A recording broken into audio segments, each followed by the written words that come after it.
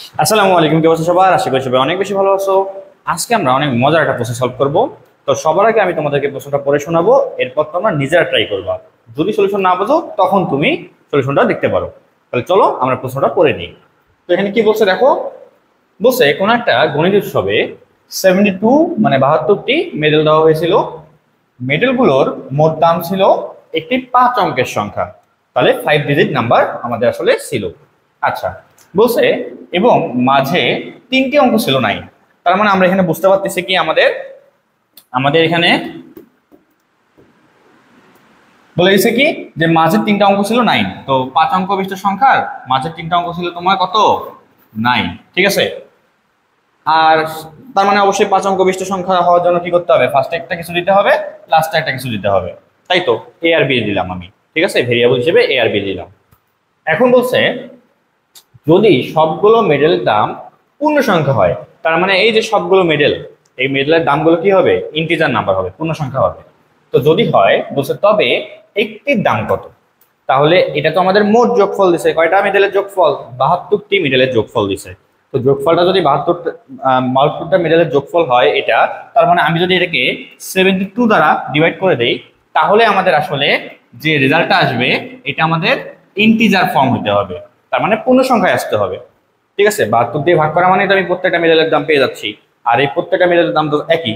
তো এখন ওইটাকে জাস্ট আমাদের 72 দিয়ে ভাগ করলেই পূর্ণ সংখ্যা চলে আসতে হবে। তো এখন আমি এর মান আর বির মান হিসেবে আসলে কি নিতে পারি? কি নিলে আমাদের এই 72 দিয়ে ভাগ করলে ইন্টিজার নাম্বার আসবে বা পূর্ণ সংখ্যা আসবে? এটা তোমরা চেষ্টা করে দেখতে পারো।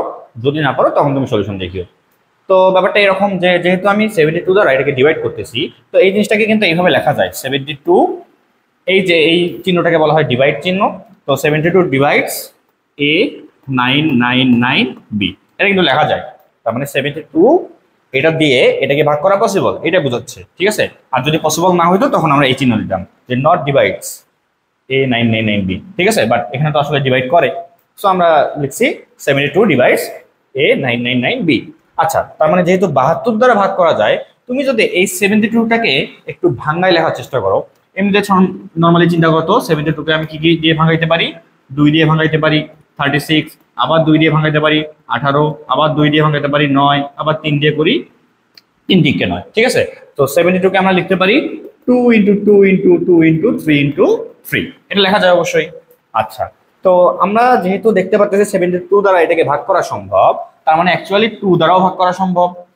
অ্যাকচুয়ালি 2 আর 2 গুণ করলে কত হয়? 4, 4 দ্বারাও ভাগ করা সম্ভব। আবার 3 দ্বারাও ভাগ করা সম্ভব, 3 থেকে 9 দ্বারাও ভাগ করা সম্ভব। সো আসলে আমাদের সুবিধা অনুযায়ী আমরা এখন কি করব? 72 দ্বারা যেহেতু এটাকে ভাগ করা পসিবল, তার মানে 72কে আবার যে সংখ্যাগুলো দিয়ে ভাগ করা যাচ্ছে, এই সংখ্যাগুলো দিয়ে ভাগ করা যাচ্ছে, ওগুলো দিয়েও কিন্তু এটাকে ভাগ করা পসিবল। একই হিসাব কিন্তু। তাহলে আমরা এখন আমাদের সুবিধা অনুযায়ী আমরা কাকে কাকে চুজ করব? আমরা চুজ করব হলো একটা হলো 4 আর একটা হলো আমাদের 9। সো এই দুটা দিয়ে এটাকে যে ডিভাইড করা পসিবল, এটা আমরা চুজ করে নিচ্ছি। মানে 4 আর 9 নিলাম, অনেক কিছু দিয়ে তো ভাগ করা সম্ভব। 2 দ্বারা সম্ভব এটাকে ভাগ করা, 3 দ্বারা সম্ভব, 3 থেকে 9 দ্বারা সম্ভব, তারপরে 2 দুগুণ 4, 4 দুগুণ 8 দ্বারা সম্ভব। সো আমাদের সুবিধা অনুযায়ী আমরা কি করলাম? জাস্ট 4, 9 এই দুটাকে নিয়ে আমরা এখন কাজ করব।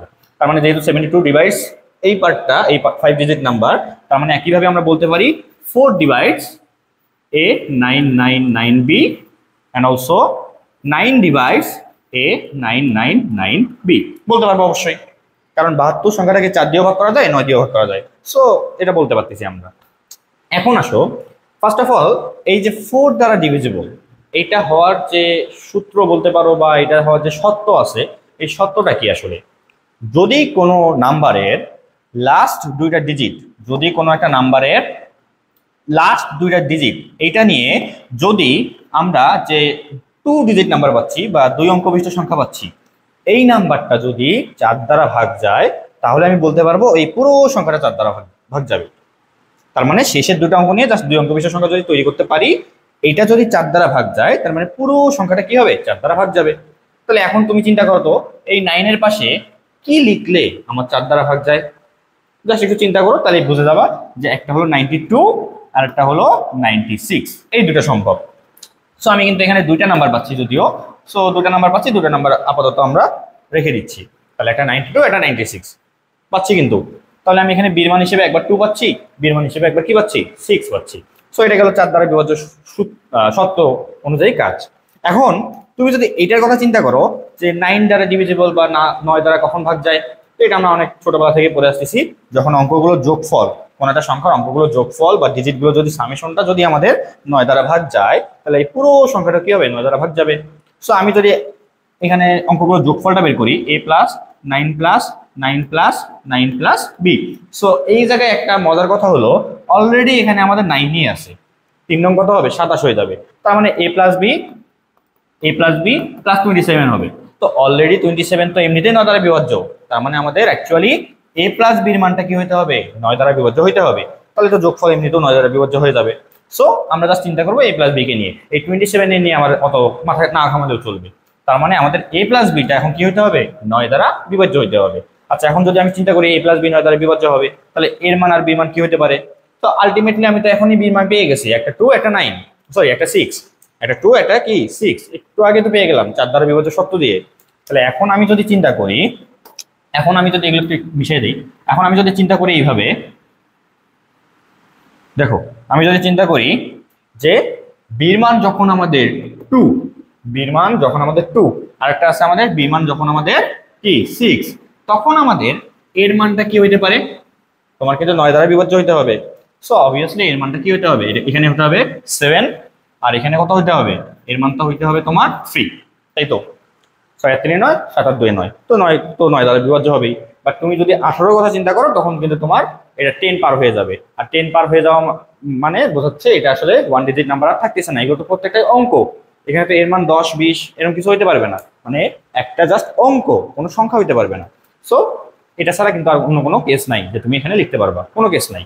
তাহলে আমরা কিন্তু দুইটা মান পেয়ে যাচ্ছি, একটা হলো এইটা আর একটা হলো এইটা। আচ্ছা, এখন আসলে হবে কোনটা? খুবই সিম্পল হিসাব। তুমি কি করবা? প্রথমে তুমি ধরো এই মানটা নিয়ে কাজ করতেছো, কথার কথা এই মানটা নিয়ে কাজ করতেছো, তাহলে তোমার সংখ্যাটা কি তৈরি হয়ে যাচ্ছে? এর মান কি 7, তারপর তো 3টা 9, তারপর বি মান কি 2। এটাকে তোমাকে কত দিয়ে ভাগ করতে হবে? 72 দ্বারা ভাগ করতে হবে। ভাগ করে কি পাইতে হবে? ইন্টিজার ভ্যালু পাইতে হবে। কি পাইতে হবে? পূর্ণ সংখ্যা পাইতে হবে, যেহেতু এখানে বলছে সবগুলো মেডেলের দাম পূর্ণ সংখ্যা, ঠিক আছে? সবগুলো মেডেলের দাম কি পূর্ণ সংখ্যা। সো এটাকে যখন তুমি ডিভাইড করবা বা ভাগ করবা, তুমি তখন দেখতে পারবা এটার অ্যান্সারটা আসবে তোমার হলো 1111।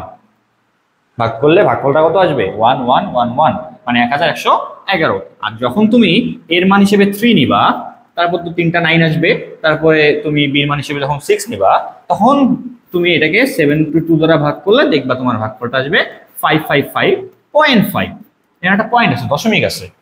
সো যেহেতু দশমিক আছে, এটা তো আসলে আমাদের গ্রহণযোগ্য না, তাই না? গ্রহণযোগ্য তো হবে না।